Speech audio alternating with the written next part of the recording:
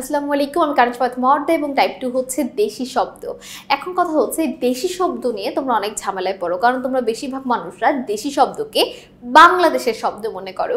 দেশি শব্দ এবং বাংলাদেশের শব্দ কিন্তু কখনোই এক না। দেশি শব্দ হচ্ছে আমাদের পূর্বপুরুষেরা যে শব্দে কথা বলতো, অর্থাৎ আমার দাদার দাদার দাদার যারা যে ভাষায় কথা বলতো সেটা হচ্ছে মূলত দেশি শব্দ।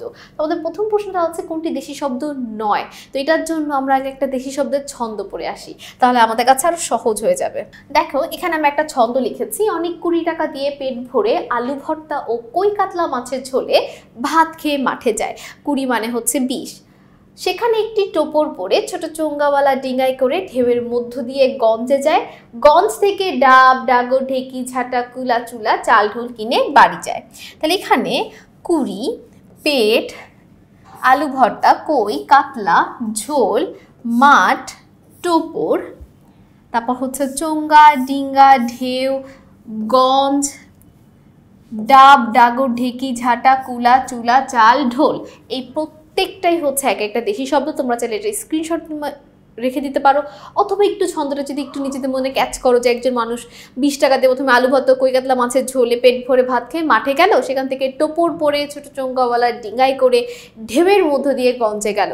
গঞ্জ মানে হচ্ছে বাজার। এখানে গঞ্জ থেকে কি কি কিনলো? ডাব ডাগর ঢেকি ঝাঁটা কুলা চুলা চাল ঢোল।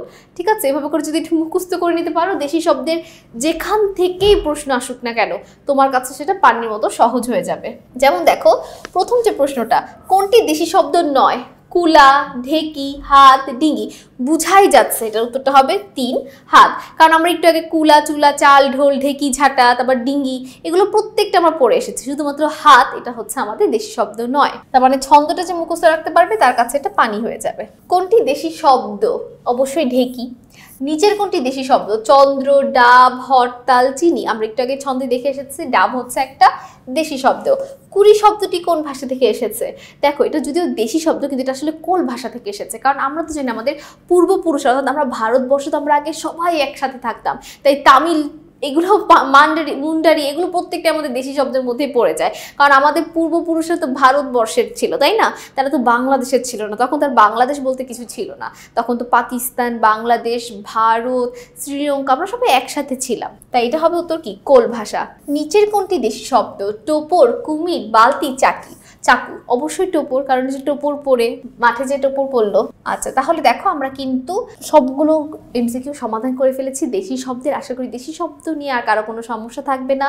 ছন্দটা একটু মনে রাখার চেষ্টা করবে, দেখবে আরো সহজ হয়ে যাবে।